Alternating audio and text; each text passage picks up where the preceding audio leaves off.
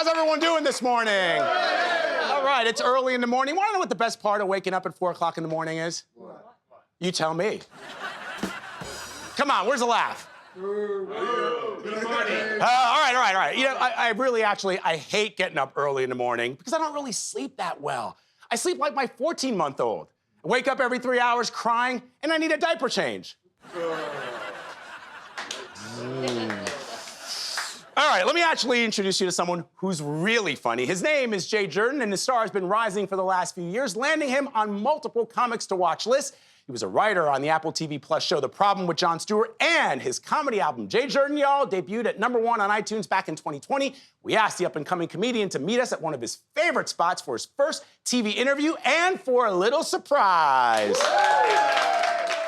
I think the only people who can wear this shirt are black people and Italian people because Italian people are the blackest of the whites. Now, Jay Jurden calls it like he sees it. It's tracksuits and Cadillacs either way. How would you describe your style of comedy? Ooh, okay. I would say I'm observational, autobiographical. I'm actually technically an immigrant. I came here from a small developing nation. That's right, I'm from Mississippi. And so My multiple lenses, they made this world look so different.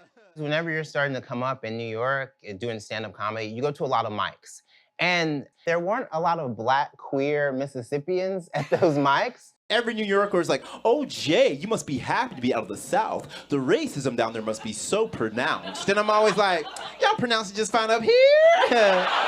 People are scared to talk about race in a way that a lot of Mississippians are comfortable talking about race because a lot of us, especially black folks in Mississippi, we don't have anything to lose.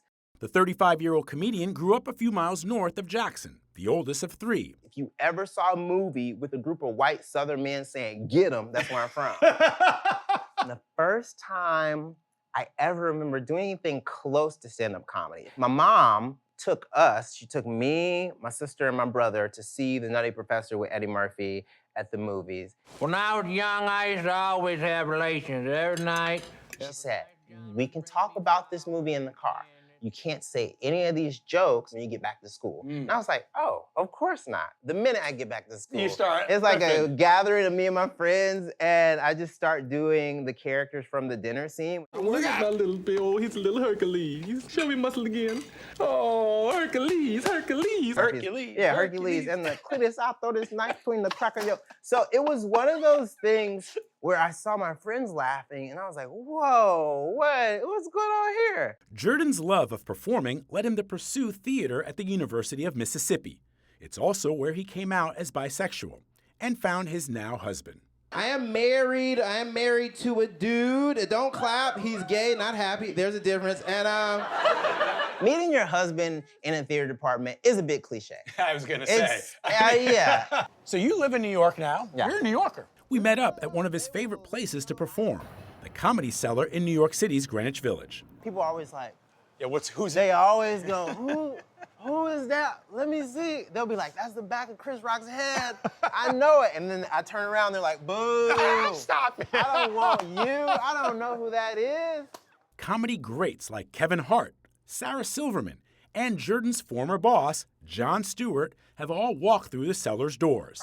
And on this day, so did his mentor. Roy Wood Jr. was one of the first comedians who I respected and kind of held up here to give me comedic advice. He basically said the only thing that's gonna keep you going in this industry is the ability to take repeated kicks to the chest in the form of no's, not yets, and maybes. Fellow Southerner from Alabama. I also said do cocaine.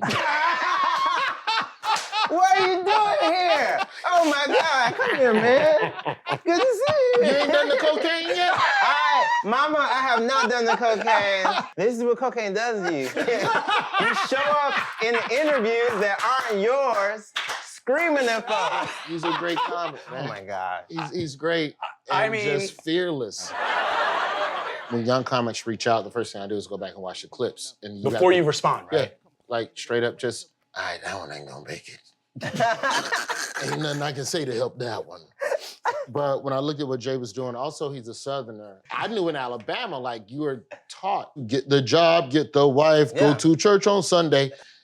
that dream somehow is irrelevant. If you believe enough in that dream to leave everything that you know, you already have the perseverance. After a few minutes of catching up, Wood left us to finish our chat. I always say that my stand-up comedy is for everyone, but there is invisible ink in it. If you're marginalized in any way, there's a little bit of something extra that's just for us. Last question for you. No, this is my last question. I'm so happy it's you, Vlad, because my fear is that with CBS, whenever someone sits down with Gayle, they get in trouble. So I'm just... With me, no one gets in No trouble. one gets in trouble. No one gets in if trouble. If this was Gayle, I'd be like, listen, Gayle, I don't know what happened. I'm sorry. Start crying.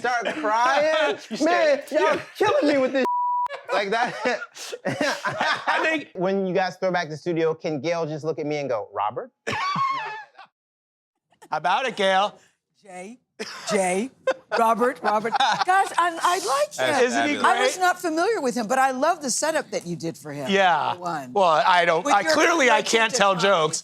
And with Roy Wood Jr. Roy is amazing. He can.